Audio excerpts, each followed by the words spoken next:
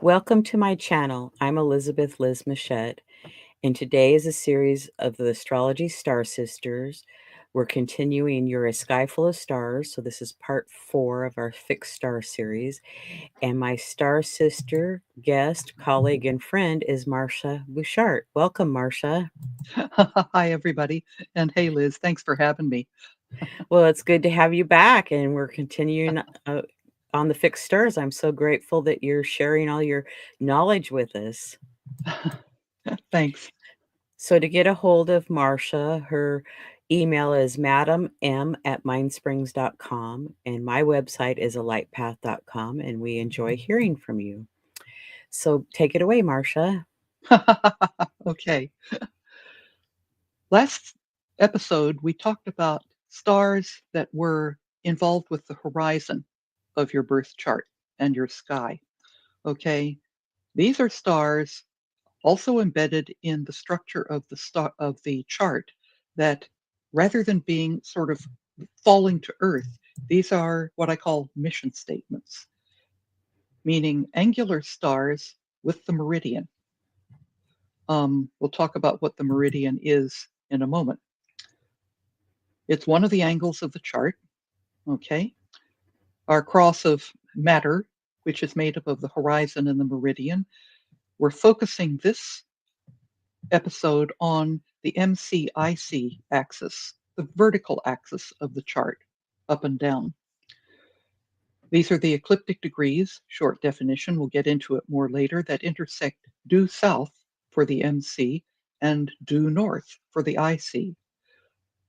Very important point, which you'll see in a few slides, they do not conjoin the zenith and the nadir because the ecliptic degrees do not rise to almost overhead for most of the year, especially the closer you get to the poles, either North or South Pole.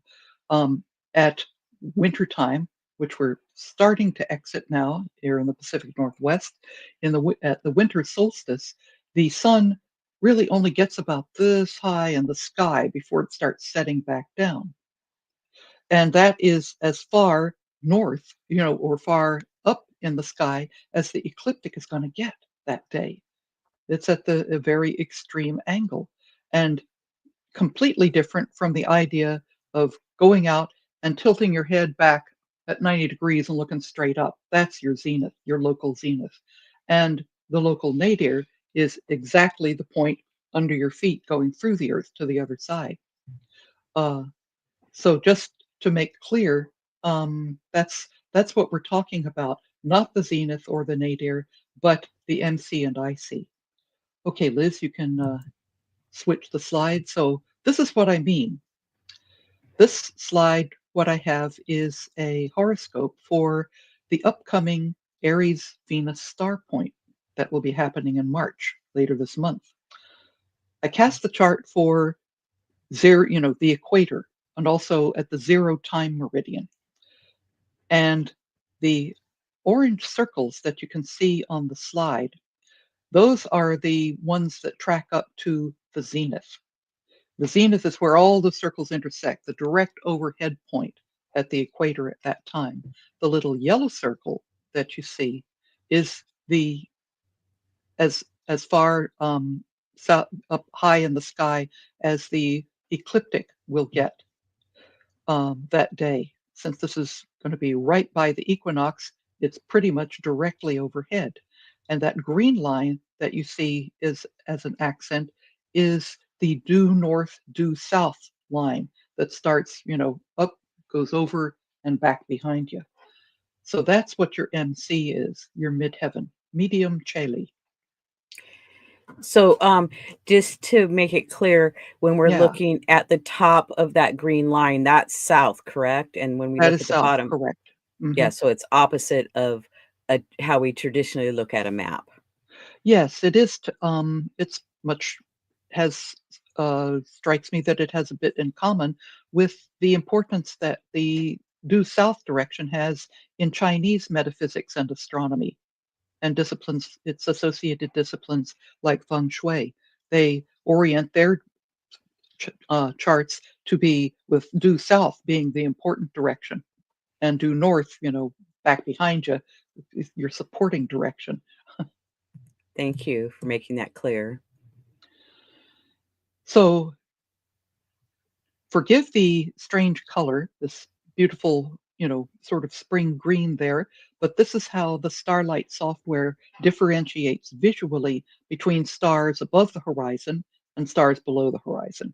Okay, so now we're looking at the IC for this same moment in time, the upcoming Aries Venus star point at 0 degrees north and 0 degrees west at the equator. The red line that you see going up and down, okay, through the um, little picture here is the due north-south axis, and the little orange, golden orange circle is the intersection of the ecliptic, the pink line, with the with that due north-south axis underneath. And the nadir, or the underneath point, is that dot in the middle from which all the circles of altitude are radiating out. Okay, so stars on the vertical axis, just to recall from last time we dealt with the east-west horizon coordinate. Azimuth is what it's called. And if you are a celestial and sea-going navigator, like Liz has been, you will have to know these, because this is how you find out where you are when you're in the middle of the ocean. So this time we deal with the vertical coordinate, altitude, how far up or down in the sky a star is. So a star reaching its highest daily altitude above the horizon, while aligned due north and south, is said to be culminating. That's a technical term. While a star that reaches its lowest daily altitude below the horizon, while also aligned with the due north-south line, is anti-culminating. And oh my lord, that is such a clumsy term. We'll address that in a few slides. So what is the big deal with north-south? Okay, if your local midheaven, the MC, is the intersection of the highest altitude of the ecliptic with the due south line, and your local IC, or Imum Cheli, intersection of the lowest altitude of the ecliptic aligned with due north. Just keeping in mind, this is not the local zenith or nadir. Every day, all 360 zodiac degrees will pass over your local midheaven IC coordinate. So when a specific zodiac degree reaches the MC, at the same time a specific fixed star is culminating, and that degree is equal to the chart's local MC, that star is said to be co-culminating with the MC. It might not be anywhere near, but it is as high as it's going to get, while the ecliptic is high as it's going to get, and they're aligned on that degree with due south-north. And when a specific degree of the zodiac reaches the IC, at the same time a specific fixed star anti-culminates, and that degree also equals the chart's local IC, that star is said to be co-anti-culminating with the IC. So co-culminating and co-anti-culminating is too much word salad for me to process. My new favorite terms for these actions that stars are making along with the MCIC is peaking, reaching the peak, as in mountaintop, just climbed Mount Everest, and rooting down into the ground. So therefore, peaking equals co-culminating, not on the local zenith, but also not exactly conjunct the exact degree of the midheaven. You'll see that in a minute. And rooting, okay, co-anti-culminating, also not on the local nadir, is also not necessarily conjunct the degree of the IC. It's aligned with it, but it's not right on it. And now for something completely different. You might think of your MC-IC axis in your chart as the same structure as a beautiful big tree, because the MC is all of those leaves and flowers going up towards the heavens, while the IC are the roots sunk deep into the ground. And the horizon is, of course, the place where all this takes place. But up this vertical axis very much has to do with a sense of, you might call it destiny, your unique role in the world. Excuse me a moment there. One of Bernadette Brady's quotes from star and planet combinations that I really like about angular stars: these stars are strongly focused into your physical life, your preferred lifestyle, and are with you for your whole life. And I've come to feel that the vertical axis stars hold myths that help inform your life roots and fruits. Your mission, Mr. Phillips, should you choose to accept it. Um, yes, where you came from and where you're trying to go to. So here we have Albert Einstein. Let's see, do you have a picture? Yeah, there we go. Okay, here is Albert Einstein and the stars associated with his midheaven peaking. The first one is the star Skiat in the shoulder of Pegasus, the winged horse. And it is associated with brilliance and genius. I really liked when I went back and let me find it here. Yeah. Just going to read something aloud, if I may, Liz, because I thought it was really, really um, sort of Please appropriate. do. Yeah. Please do. So she says, and this is what led me to hunt up Albert Einstein's chart, that Einstein, Isaac Newton, and Kepler all had this star featured in their natal charts. Einstein was born with this star culminating, a very powerful position for a star. Given his chart's involvement, one can start to understand Einstein's ingenious discoveries about the primal power of the atom. So interesting. Yeah, and this is so very different from a lot of the stuff I had read about Skiat in previous books that I read on fixed stars. Um, there was an author called Vivian Robeson who related Skiat to extreme misfortune, murder, suicide, and drowning. Okay, if you read some, Wow. then Reinhold Eberton implied that if you can get past the mortal accident that awaits you, then Skiat offers a great flow of mental creativity. Um, Rigor alters these meanings by emphasizing turbulence, an unpredictable nature, losing and gaining friends rapidly, and being inclined to fantasize. Well, being able to fantasize productively is part of a great intellect, isn't it? What? Yeah. Absolutely. So, of the three authors that I just quoted, Brady feels that Eberton sort of was closer to the mark. Well, yeah, and Einstein was a genius in a way because having that forward thought and, to come up with different things. So that's cool. Yeah, and the other interesting thing about Pegasus, just the constellation itself, this is the winged horse in the heavens.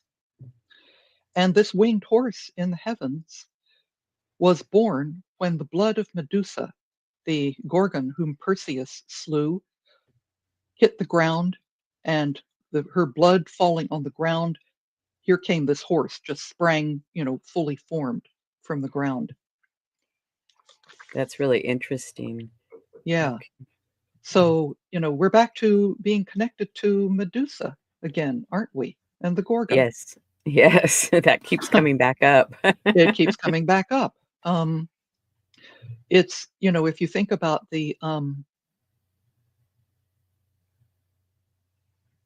type of knowledge that Einstein specialized in, and also Isaac Newton and Kepler, they were going after the foundational um, theories and building blocks of what makes the world up.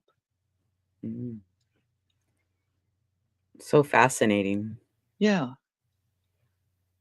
Now, Einstein has another of Pegasus stars. If you look, can you see the line, the orange line that goes right through those two stars in the constellation of Pegasus, both Skiat and Markab? Yes. Okay, and runs up to the MC. You see what I mean about that culminating, co-culminating, or peaking stars may not be anywhere near the degree of the MC itself, but Yes, that's they're, interesting. yeah. As a matter of fact, they are much higher up in the sky than the MC is at that moment. So does that depend on what time of year you're born? Yes, it depends on what time of year you're born, but also the latitude. Mm.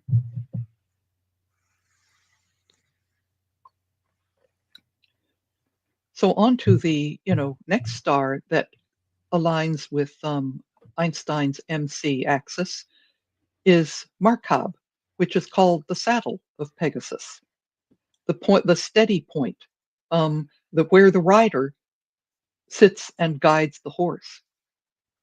So it is has implications of physical or mental endurance, and also reliability. Well, and that would help the genius to keep going because sometimes you come up with a theory or an idea, and sometimes it takes a while to prove it. Yeah, and it certainly took Einstein. You know, Einstein worked as a clerk in a patent office. That was his McJob. Wow. And all the while, his mind was, creating all this other stuff. That's so fascinating, and then when you can add in the stars, it just gives it more context.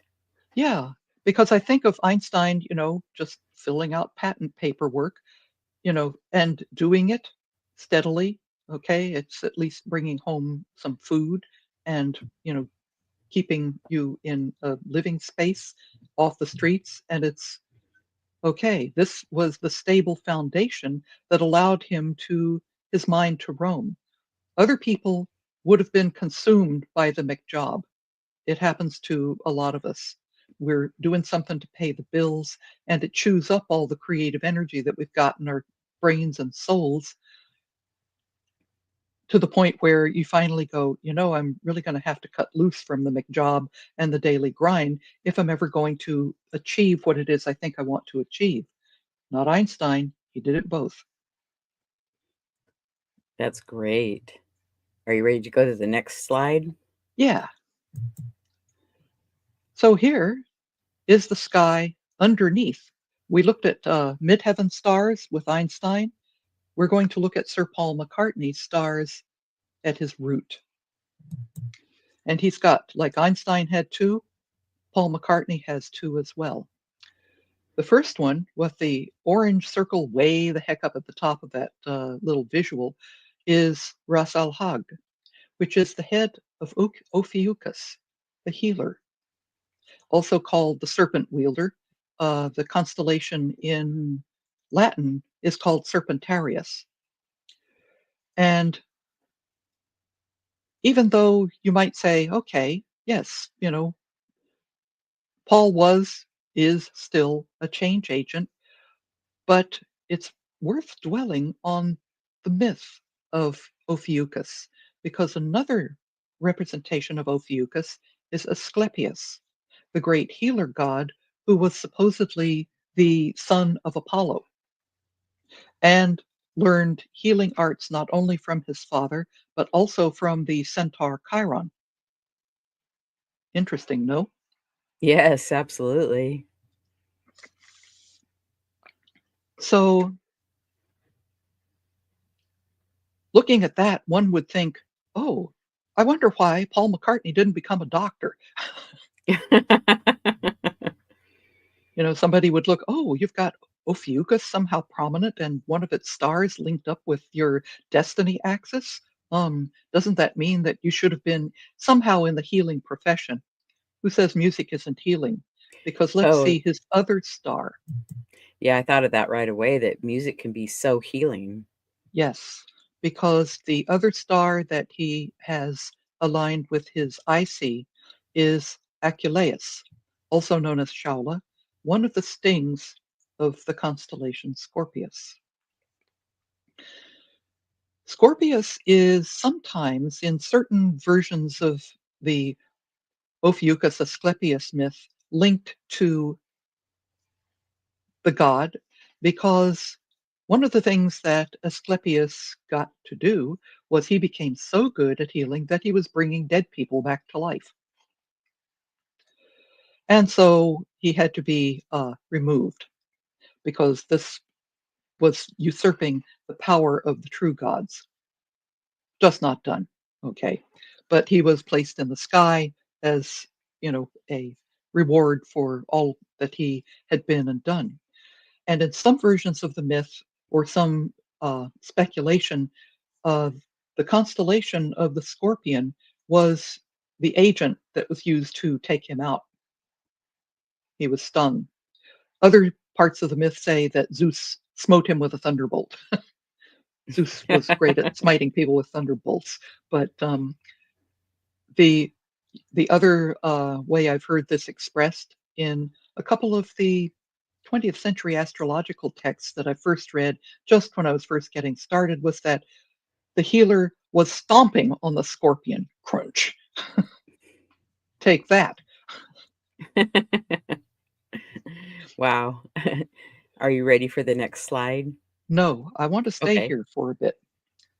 Um, there were two stings in the scorpion's tail, Aculeus and Acumen.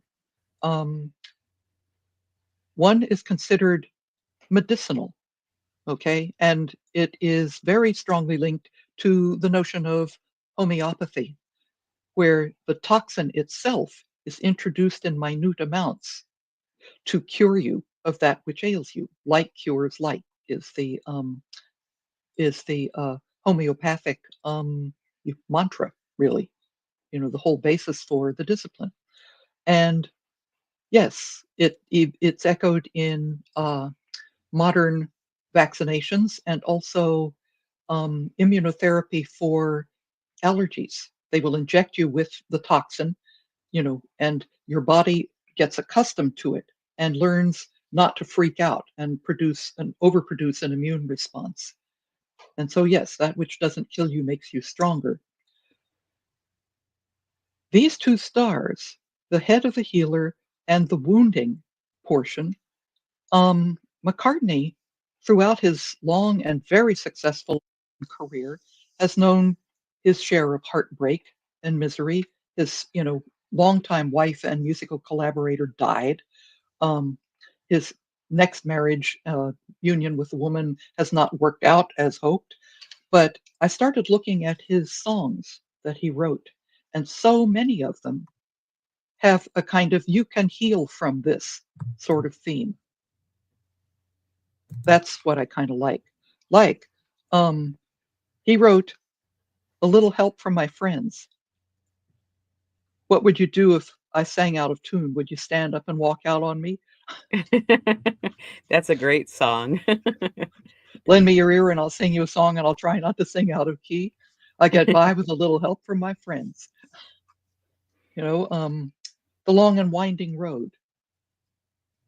And still they lead me back to the long and winding road. And, oh yes, let it be. That's another one. Hey Jude, the one with the longest outro ever, um, is a Paul McCartney song. Um, we can work it out.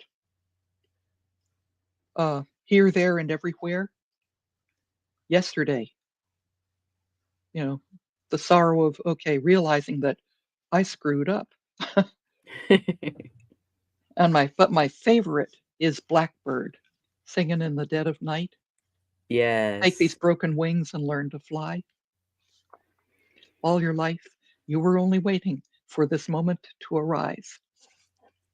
So he shared with his music his healing ability. It's so magical for so many people. So a doctor has one-on-one where he can do a large group of people. Yep. So I'll never listen to those songs in the same way because now I have a new way to look at it and hear it in new ears. And it strikes me that I'm just recalling as I'm sitting here reflecting that Asclepius, the son of Apollo was a god of music as well as of healing. Oh, that's super interesting. Yes. So now, moving right along, um, let's look at an upcoming astrological event, which we'll be doing another podcast on, focusing exclusively on this. And that is the Venus star point, the exact Cazimi conjunction of the Sun and Venus, which will take place on the 22nd or 23rd of March this year. It's if you depending on your time zone, it'll be either on the 22nd or 23rd, right at the spring equinox. So this will have this conjunction. Again, I've cast this chart for the equator, 0 degrees latitude and 0 degrees longitude, because I feel that the doing so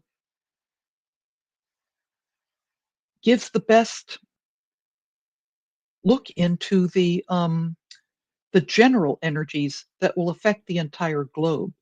Now, each location, when this occurs in world capitals, in Washington, D.C., in Kiev, Ukraine, in, all different other places, it'll have different horizontal and vertical star matchups. But this one will apply to the entire globe. And so this is an interesting star pair. People are really anxious about this conjunction because of a lot of other astrological stuff that's going on and ingresses into Aries of Neptune, and then Saturn will follow, and then there's the equinox, and oh my gosh, let's run around and freak out. But these two stars that are linked to the midheaven of the world, Aries Venus star point, are very gentle, feminine. The one of them is the yellow circle is the star Diadem in the constellation Coma Berenices. And Coma Berenices is a more modern constellation, and it's a very dim one. You won't find it if you live in a city and go out to look up at night. It'll be a challenge. You need a dark sky place to look at. It sits sort of right at the end of the hand of the constellation Virgo, that is sort of right overhead. And it is Berenike, who she was actually a real person, historically a real person, the wife of Ptolemy III of Egypt, and she gave thanks for getting her husband returning home from a war by cutting off her hair and taking it to the temple of Aphrodite as a sacrifice. That's a very pretty poetic story. Um, it was done in gratitude as a sacrifice for a good result. The queen's tresses. However, there's an interesting other authority, none other than Claudius Ptolemy himself, who called this dim constellation, he saw it as the tuft of fur on the end of the lion's tail.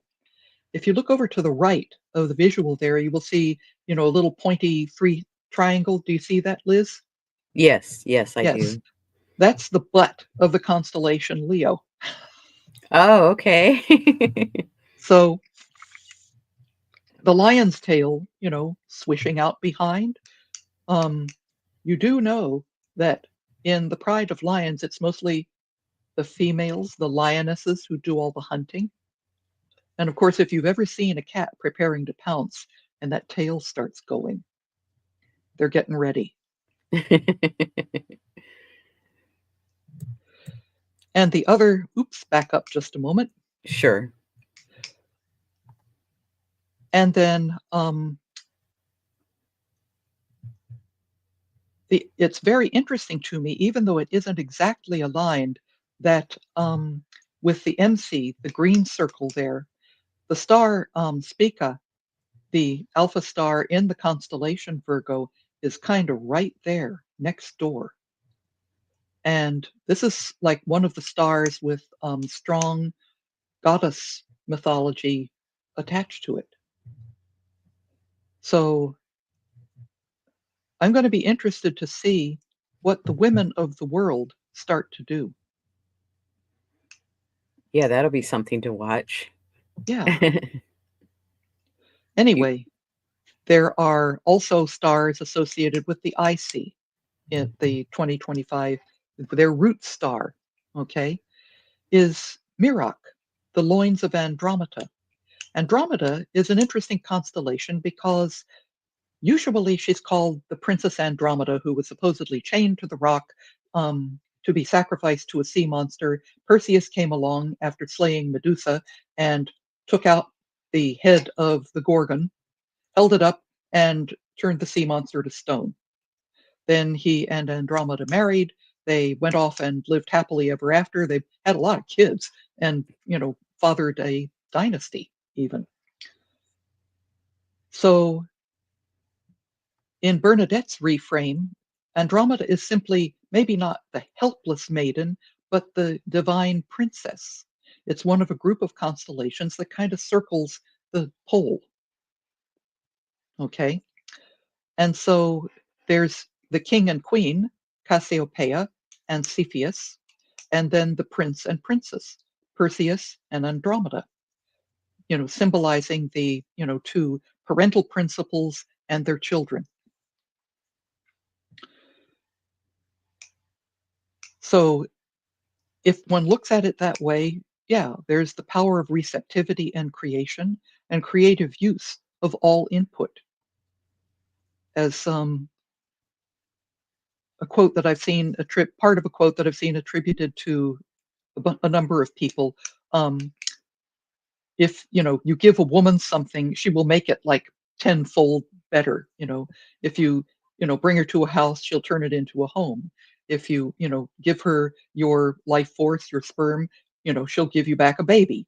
um, and so the end result of this is that women are far superior to men because everything that they do, everything you give her will be returned to you tenfold. He says, so you better not give her any shit. I like that. However, the other thing that I find that myth that I have seen associated with the constellation Andromeda is that this is Medusa herself without her head. As I mentioned before, you see the great square of the constellation Pegasus right there?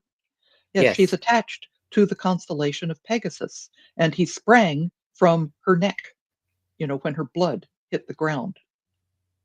And so there are some online resources been reading saying, all right, this is an interesting other take. Is this, you know, Medusa without her head giving birth to Pegasus? That's something I'll be chewing on, Liz, for our talk that we do in a couple of weeks about the Venus star point itself. Oh, good. I'm looking forward to that. Yeah, You ready to go to the next slide? sure. So just as last time, does your chart maybe have a star at its peak or root? So you can contact your star sisters with your birth info to find out. And if you do have such a star, again, you can research and meditate on the myths of its constellation and the star itself. Um, sort of reflect on the deities symbolized by that star and consider your life story as the part that no one else can play, the MC that is rooted in your individuality. In his book, The Inner Sky, Stephen Forrest has a tremendously poetic way of doing it, that your MC is not just a role that you play in life. It's not just a, sort of a public persona put on kind of energy. It, if it's properly done, it's rooted deep within yourself, and only you can do it. And as he says, when it dies, when you die, it dies with you. That's an interesting way to look at it. I like that quote, or how he looks at it. Yeah, he says, he believes that the MC only becomes sort of a mask, a persona, a symbol of empty success. Is that all there is? I've put on this public face, and this is all they know about me, and boo hoo. If it isn't rooted in your individuality, you have to link the IC in, like the roots of that tree. That's super interesting. I like that. You can't have one without the other. So these are my main sources for a lot of the information that I've been pulling together for quite a while now. The two books by Bernadette Brady, Brady's Book of Fixed Stars and Star and Planet Combinations, a really exhaustive book on star names by James Allen. It's this really fat book, and it goes into every single star that you can find in a constellation. The program I use to generate these graphics is Starlight software, and there is a fixed stars and visual astrology course that you can take through Astrologos. And there is still a website up for where I guess you maybe can still get the giant modern resource on all the fixed stars you'd ever want to find, written by Diana Rosenberg, the late great Diana Rosenberg.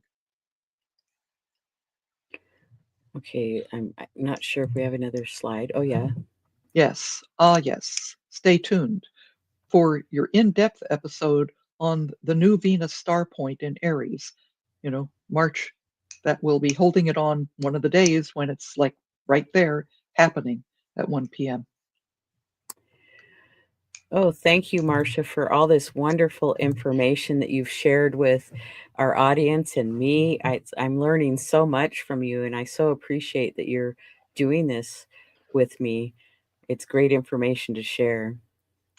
Yeah, I think that the IC related stars might be underrated because they're invisible. Who can see?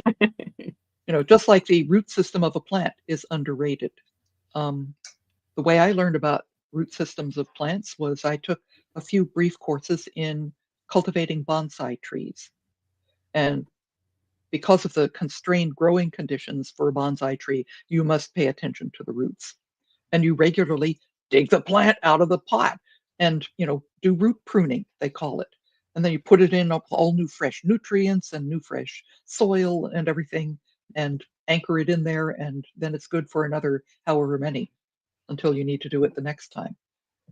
Well, and how we prepare the foundation of building a house or an apartment building, it's like that's important, and to kind of keep an eye on that. So, yes, it might be invisible, but it still has importance. So, I love that Yeah, you I mean, shared if that. going back to thinking about Paul McCartney, his stars that are linked with his IC, he is a career musician, but the themes and everything that inform his music are those two healing, link ups stars that are near his root. Yes, like I would say sharing his life experiences of what he's gained through them, it Hmm. flows into his music. Yeah, yeah, that's a good way to look at it. Well, thank you so much for sharing, and I look forward to having you back. And I want to thank our audience that's watching live and all those that come back and watch at a later time. We appreciate your support. Oh, is And there anybody watching who has any questions? Do you know? nobody's typed any questions in, so. Okay, But okay, I they just can, wanted, it even suddenly if you occurred to me watch to ask. later, you can type in a question if you have a question, and Marcia, I will get back with you. Okay, good enough. So, Upcoming episodes with Astrology Star Sisters is Chinese astrology, decans using astrology and tarot, dwarf planets, more fixed stars episodes with Marcia in the future, planet stationing, Uranian astrology, and Venus star point in a couple weeks. And Justin and I do the astrology forecast each month, a full moon forecast each month, and a Chiron asteroid series from time to time. I still have a couple episodes of the 2025 astrological highlights and magical astrology coming soon. I will be on Talk Cosmos on March 30th at 1 p.m. Pacific time, and you can watch that live here, talking about the Aries new moon solar eclipse. And again, to email Marcia, it's madam m@mindspring.com, and my website is alightpath.com. And I want to say goodbye for now and see you all next time. Thanks for Okay. joining us.